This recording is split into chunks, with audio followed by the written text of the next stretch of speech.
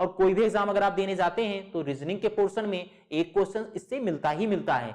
तो आपको बहुत गौर से पढ़ना है और 1 नंबर बिल्कुल 100% इन टॉपिक से आपको मिल जाएगा। नमस्कार, वेलकम टू ओबली प्रेप्स। दोस्तों, आज हम लोग स्टार्ट कर रहे हैं words arrange according to dictionary, जो बहुत ही सिंपल है और आपके एसएससी जैसे एग्जाम में एक क्वेश्चन निश्चित रूप से आता है। कोई भी अगर आप एग्जाम देने जाते हैं तो words arrange according to dictionary, इससे 1 से 2 क्वेश्चंस आपको मिलते हैं। तो इससे जो आपका एग्जामिनर क्वेश्चन पूछता है वह इस प्रकार से होता है कि जिस प्रकार से आपका डिक्शनरी होती है, जिस प्रकार से उसमें वर्ड्स दिए गए होते हैं, शब्द दिए गए होते हैं, ठीक उसी प्रकार से वह 4 शब्द देता है और कहता है डिक्शनरी के हिसाब से इसको अरेंज करिए, व्यवस्थित करिए। तो ऐसे प्रश्न जो सॉल्व किए जाते हैं उनको किस प्रकार से सॉल्व करेंगे, उनका बेसिक अप्रोच क्या होगा, उसके लिए हम आपको बताएं कि जैसे 2 वर्ड दिया है, एक वर्ड दिया है इस प्रकार का, दूसरा दिया है, ये 3 वर्ड्स मान लीजिए दिए गए हैं। अब हमें इन्हें डिक्शनरी के हिसाब से अरेंज करना है। तो हम देख रहे हैं सबसे पहले क्या आता है, ए आता है, उसके बाद बी, उसके बाद सी। तो इस हिसाब से क्या कर देंगे, अरेंज कर देंगे। आपका एग्जाम में इतना आसान क्वेश्चन नहीं देता है, लेकिन फॉर एग्जांपल हमने आपको समझने के लिए बताया कि आप अगर आपको डिक्शनरी में ढूंढना है इन शब्दों को तो आप सबसे पहले ए पे जाएंगे, तो ए बार पे जाएंगे तो एब्यूज मिल जाएगा। उसके बाद बी पे तो एब्यूज मिला, इसी प्रकार बी पे गए तो बैड, इसी प्रकार सी पे गए तो कैट मिला।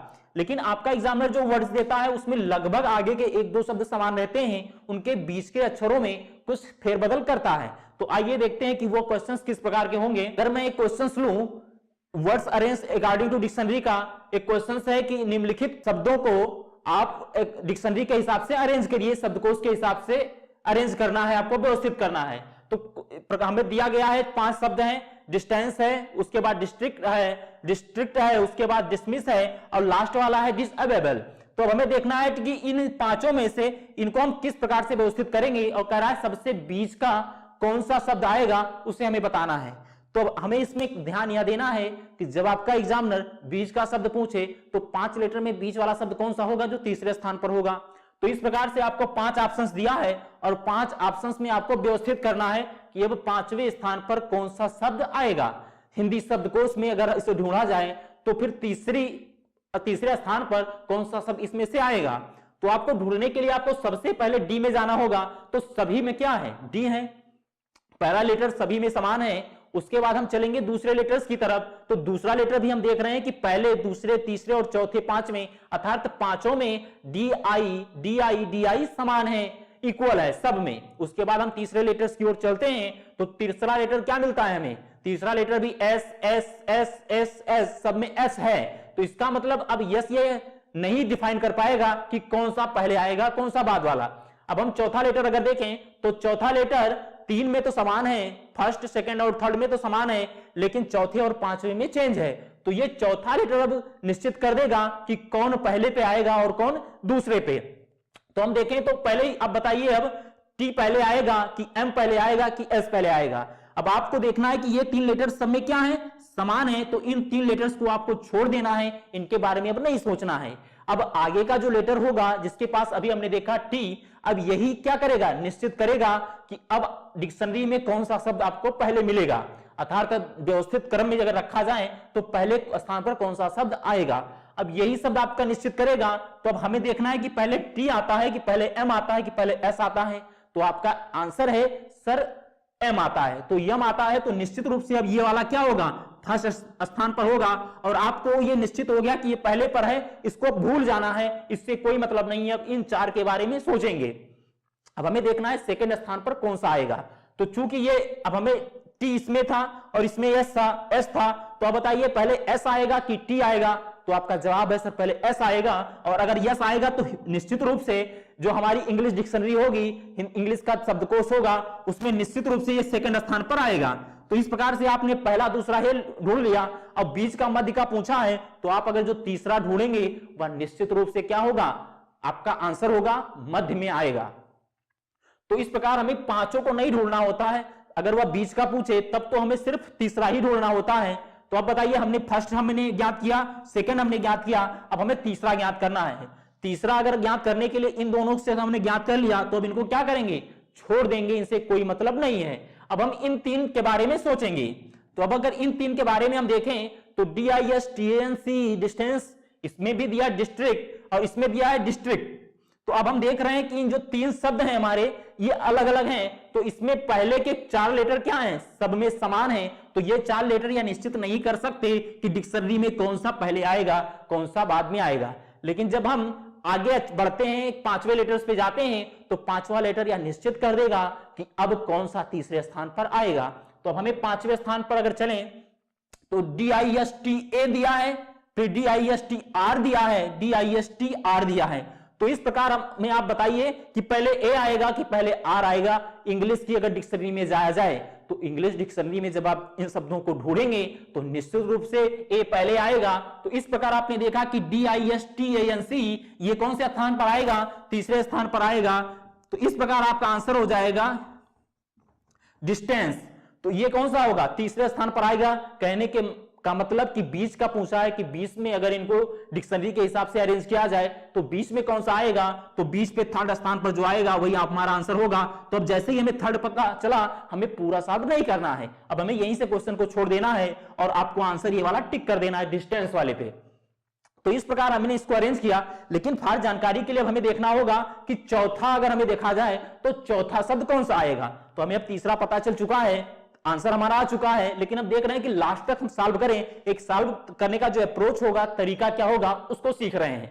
तो अब हम अगर चौथे की बात करें तो हमें पहला पता चल गया, दूसरा पता चल गया और तीसरा वाला भी हमें पता चल गया। अब हमें पता करना है कि चौथे स्थान पर कौन सा आएगा और लास्ट में कौन सा आएगा। तो अब हम इन दोनों में गौर करेंगे और ढूंढेंगे कि इन दोनों में कौन सा पहले आएगा और कौन सा बाद आएगा।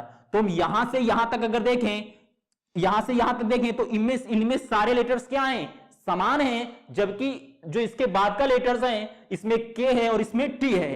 तो इस प्रकार से अब आपको देखना है कि जो हमारी इंग्लिश डिक्शनरी है उसमें पहले के आएगा या टी आएगा।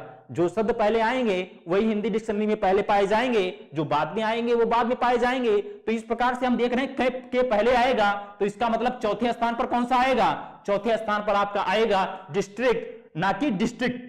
तो इस हिसाब से अब ये आएगा 5वें स्थान पर। तो लास्ट में अगर पूछा होता आपका एग्जामिनर तो आंसर के रूप में आप इस वाले को टिक करते, लेकिन आपका एग्जामिनर पूछा है मध्य में कौन सा आएगा। तो जब मध्य में पूछे तो हमें सिर्फ 3 स्थान तक ज्ञात करना होता है, लास्ट तक नहीं। लास्ट तक ज्ञात ना करके हमें समय बचाना होता है, तो सिर्फ तीसरे स्थान तक जाना होगा और आंसर के रूप में डिस्टेंस हमें देना होगा। तो इस प्रकार हमारा जो आंसर है वह है डिस्टेंस। अब एक क्वेश्चन हम आप लोगों को दे रहे हैं, आप लोग सोच करके इसका कमेंट करना है। तो आइए इस क्वेश्चन को देखिए। अगला क्वेश्चन है हमारा कि यदि निम्नलिखित को इंग्लिश शब्दकोश के अनुसार व्यवस्थित किया जाए तो तीसरे स्थान पर या मध्य के स्थान पर कौन सा शब्द आएगा। तो हमें दिए गए हैं 5 ऑप्शंस, उन 5 ऑप्शंस में से हमें छांटना है कि कौन सा मध्य में आएगा, तीसरे स्थान पर आएगा। तो जब भी आपका एग्जामिनर मध्य में पूछे तो आपको टोटल नहीं सॉल्व करना होता है, सिर्फ 3 शब्दों तक जाना होता है और तीसरा शब्द क्या होगा, मध्य में होगा। तो इस प्रकार आपको इसी को ऑप्शन के रूप में चुनना होगा। तो अब हम देखें जो दिया गया शब्द है, पहला है, दूसरा, तीसरा, चौथा और पांचवा, 5 शब्द दिए गए हैं। अब इन 5 शब्दों में हमें देखना है कि कौन सा मध्य में आएगा। अगर हम पहले से लेकर के जो 5 शब्द हमारे दिए गए हैं इनको हम देखें तो आगे के 3 लेटर शब्द क्या है, समान हैं। तो ये 3 लेटर से हम निष्कर्ष पर नहीं पहुंच सकते कि कौन सा पहले आएगा, क्योंकि तीनों लेटर्स के क्या है, आगे के 3 लेटर सबके समान हैं। तो अब इन 3 से हम निष्कर्ष पर नहीं पहुंच सकते कि कौन सा पहले स्थान पर आएगा। निष्कर्ष पर पहुंचने के लिए जो चौथा वाला लेटर है यह हमें निष्कर्ष तक ले जा सकता है। तब हम चौथे की अगर बात करें तो पहले वाले में ई है, दूसरे वाले में भी ये ई है, लेकिन तीसरे वाले में आई है, जबकि चौथे वाले में भी ई है और फिर 5वें वाले में आई है। तो हमें चूज करना है कि ई पहले आएगा कि आई पहले आएगा। तो हमें पता है पहले ई आता है, इंग्लिश अल्फाबेट में भी अगर आप जाएंगे तो भी ई आगे आएगा। और अगर हमारी जो इंग्लिश शब्दकोश है, इंग्लिश की डिक्शनरी है, अगर आप उसमें भी जाएंगे तो क्या पहले आएगा, ई पहले आएगा। तो इस प्रकार से हमने देखा कि अब ये वाला ऑप्शन तो पहले नहीं आएगा, ये वाला भी नहीं आएगा, ये वाला भी नहीं आएगा। तो अब आएगा कौन सा, ये वाला अब आएगा चौथा, DEC। 3 सबके लेटर्स बराबर थे, ये और ये क्या है, EE है, इसमें आई है, तो ये गलत हो जाएगा। मतलब कहने का मतलब पहले स्थान पर नहीं आएगा। तो अब इसको हमें नहीं देखना है, छोड़ देना है। फिर चौथे स्थान पर इसमें भी आ रहा है, इसको भी छोड़ देना है। अब हमें डिसीव, डिजीज और क्या देना है, डिसीट, इन तीन पर हमें गौर करना है कि इन तीनों में सबसे पहले कौन सा आएगा, और अब निश्चित रूप से इन तीनों में से कोई तीसरा स्थान पर भी आएगा। ये दो क्या होंगे, लास्ट के होंगे।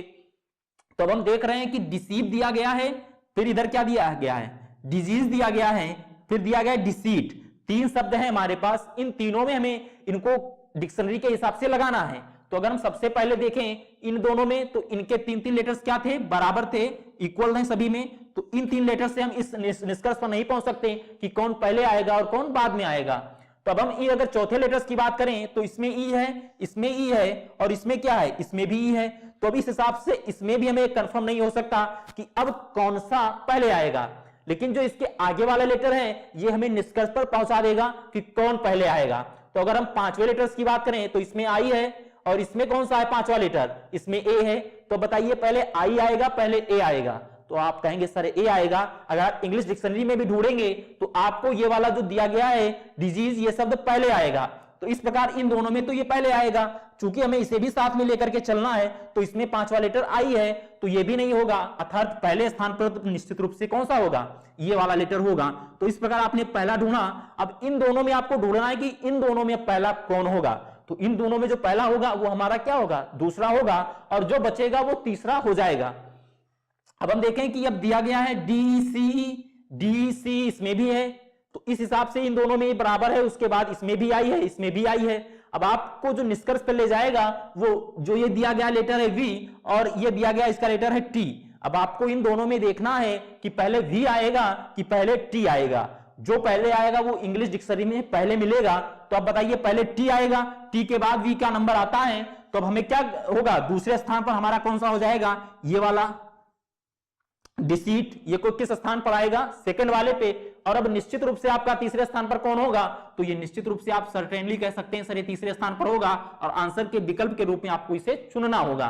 तो इस प्रकार आपने देखा कि जो आपका आंसर होगा फर्स्ट वाला होगा डिसीव, और डिसीव ही आंसर के रूप में चुनना था, तो मध्य में आएगा डिसीव, तो इसे हमें आंसर के रूप में चुनना होगा। फ्रेंड्स, हमारा अगला क्वेश्चन है कि निम्नलिखित शब्दों में से कौन सा शब्द इंग्लिश डिक्शनरी के हिसाब से रखने पर लास्ट से दूसरा होगा। कहने का मतलब जो लास्ट से दूसरा कौन सा होगा। तो अब इन शब्दों को जो दिए गए हमारे 5 शब्द हैं, इनको हमें इंग्लिश डिक्शनरी के हिसाब से लगाना है। तो मैंने आपको बताया कि जिस प्रकार इंग्लिश डिक्शनरी हमारा देखने का तरीका होता है उसी हिसाब से हमें इन शब्दों को भी लगाना होता है। तो आपको इन शब्दों को इंग्लिश डिक्शनरी के हिसाब से लगाने के लिए आपको इंग्लिश डिक्शनरी देखना आना चाहिए। जिन लोगों को नहीं आता है उनको सीखना है। तो इसको सीखने के लिए हमने आपको बताया कि जिस प्रकार आपका अल्फाबेटिकल सीरीज होती है, जिस प्रकार से अल्फाबेटिकल हमारे होते हैं, उन्हीं क्रम में इनको लगाना होता है। हमने आपको स्टार्टिंग में बताया कि अगर आपके सामने 4 लेटर्स दे दिए जाएं, अगर उनके आगे के लेटर्स क्रम में नहीं है, पहले में ए है, दूसरे में बी है, तीसरे में सी है, तो ये क्रम से आएंगे। जो पहले में ए हो तो वो पहले आएगा, बी दूसरे पे है तो वह दूसरा आएगा, जबकि सी तीसरे स्थान पर होगा। इंग्लिश अल्फाबेट में अगर क्रमिक मान पे जाया जाए तो उस पर ये तीसरे स्थान पर होगा, तो आपकी इंग्लिश डिक्शनरी में भी ये तीसरे स्थान पर होगा। तो इस हिसाब से देखे जाते हैं और आपको फुल नंबर आपको ये अचीव कराते हैं। ऐसे क्वेश्चन जब भी आपके एग्जाम में आते हैं और कोई भी एग्जाम अगर आप देने जाते हैं तो रीजनिंग के पोर्शन में एक क्वेश्चन इससे मिलता ही मिलता है। तो आपको बहुत गौर से पढ़ना है और एक नंबर बिल्कुल 100% इन टॉपिक से आपको मिल जाएगा।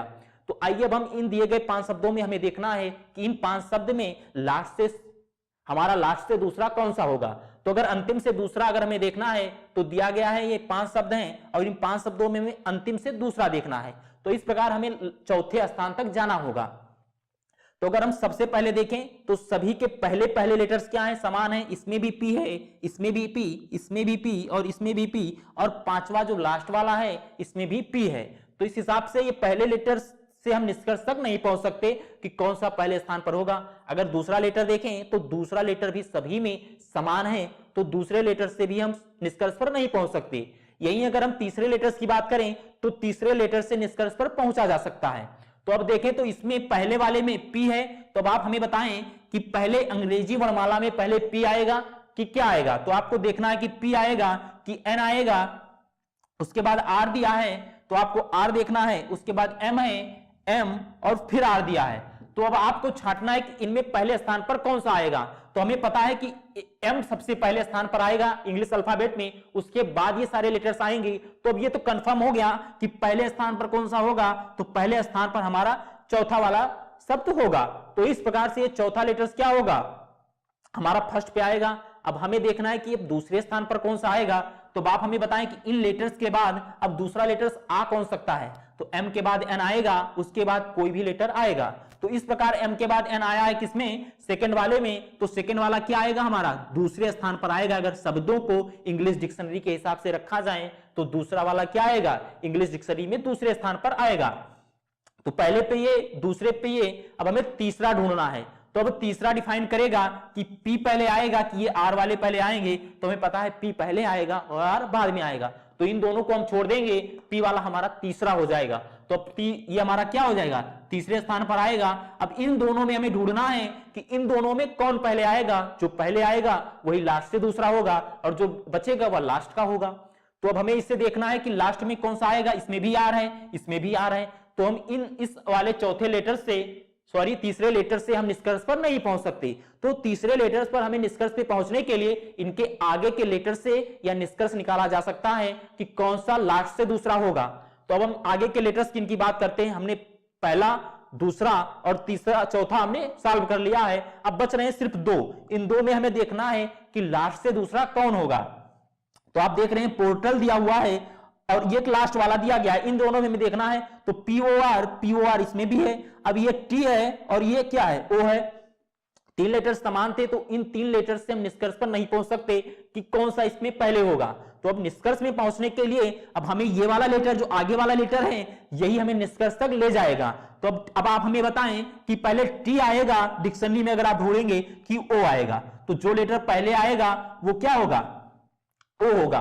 क्योंकि अंग्रेजी अल्फाबेट में अगर आप क्रमिकमान से जाएंगे तो पहले ओ पड़ेगा, उसके बाद टी पड़ेगा, O P Q R S T. तो इस हिसाब से हमने पहले देखा ओ, उसके बाद टी।